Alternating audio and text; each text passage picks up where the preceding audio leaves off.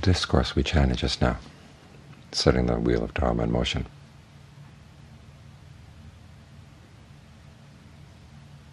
Starts with the whole Noble Eightfold Path as its topic, and then goes into right view.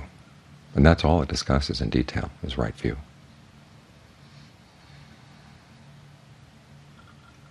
Going through the Four Noble Truths.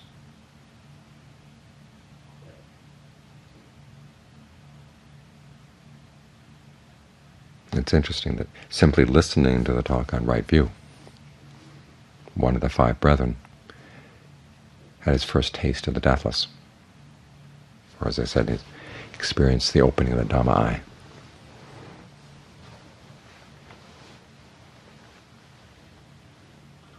And so right view is important. There's one analysis of the path that says with every factor of the path there are three qualities that circle around the practice. One is right view, the second is right effort, the third is right mindfulness.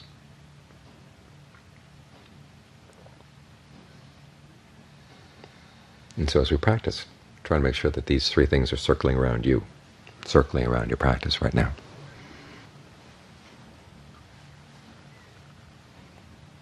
There are basically four truths covered by right view. First is the truth of suffering, stress. Dukkha is the Pali term.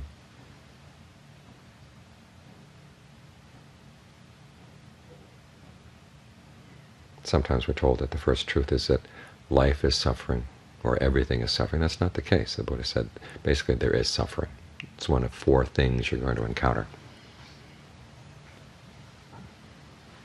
And you might be able to argue with the idea that life is suffering, but you can't argue with the idea that there is suffering. You see it all around you, see it all inside you.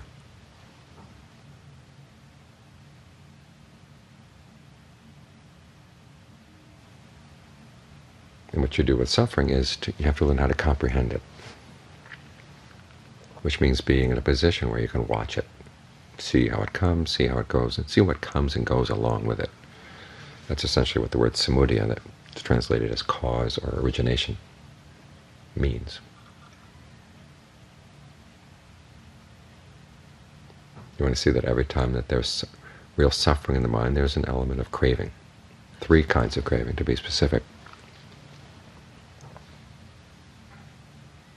Craving for sensuality, craving for becoming, craving for non-becoming. Craving for sensuality is easy enough to explain. The desire to have sensual pleasures.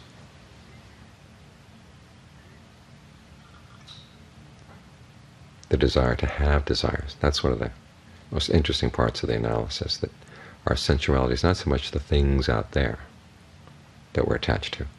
We're more attached to our plans for things out there, our scheming for things out there, for pleasant sights, sounds, smells, tastes, tactile sensations. We spend a lot more time planning and working toward these things than we actually do in tasting them. Many times the taste is very fleeting. Think about the food that we eat. Exactly how long does it really taste good in your mouth?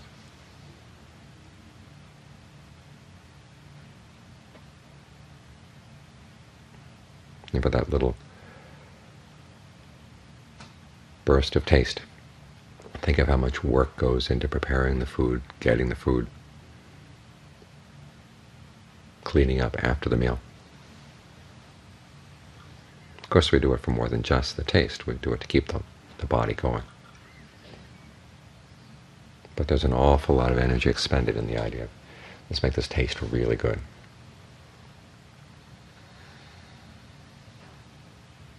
And it goes.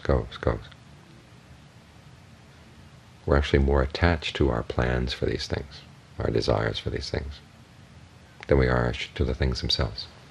Because it's easy enough to replace a desire for one thing with a desire for something else. It's hard to just drop desire entirely.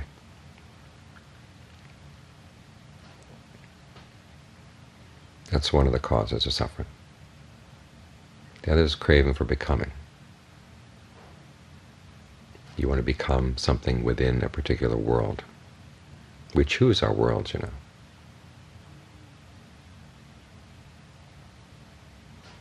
the context in which we see ourselves, the context in which we move and exert an influence. These two things are entwined, both the world in which we have a self and the self itself. Sometimes it's on the sensual level, sometimes it's on the level of form, as when we're sitting and meditating, just sort of being inside the form of the body. Sometimes it's on the formless level, any abstraction, anything without a form.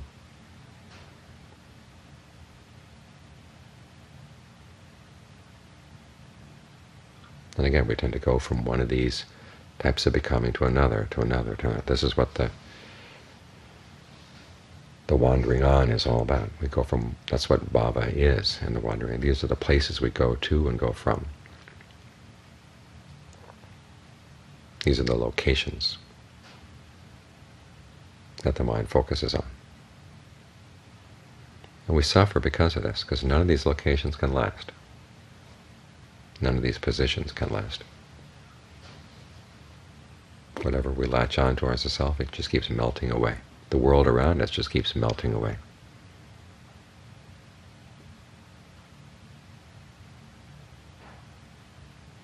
And there's finally craving for non-becoming, the desire to destroy whatever you've got, whatever you identify yourself with, or to destroy the world around you. If it's unpleasant, you don't like it, you want to just get rid of it, which can either be an external destructive urge or an internal destructive urge. Paradoxically, that's called a type of craving that leads to becoming as well. Why is that? Because in taking on the identity of a destroyer, you're assuming another identity. In taking delight in the idea of destruction,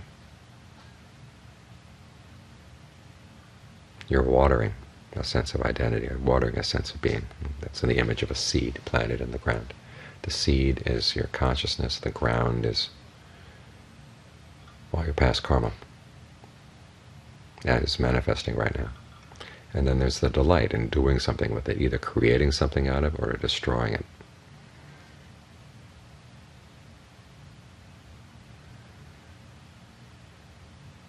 All of that counts as a cause of suffering.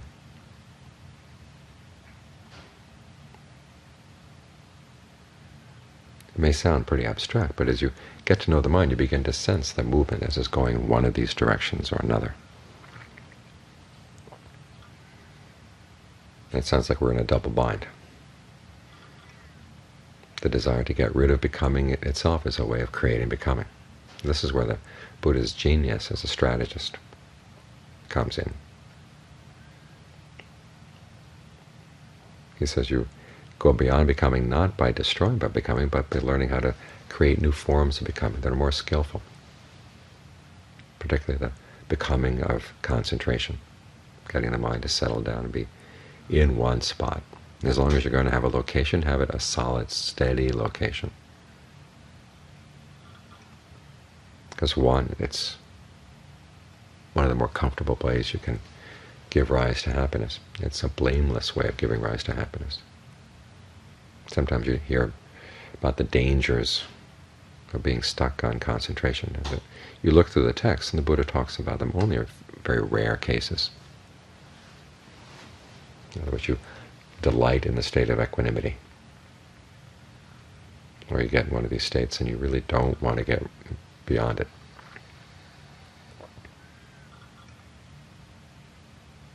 But that's pretty harmless, pretty minor compared to the dangers of staying stuck in sensuality.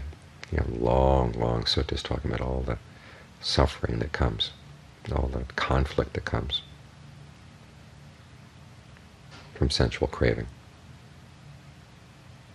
You have to work hard, and sometimes the things you gain from working hard get destroyed. Or even when you do gain these things, they don't really stay with you. As the Buddha says, sometimes fire burns it, water washes it away. Thieves or kings will make off with it.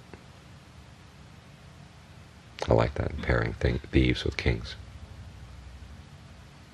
Or hateful heirs make off with it.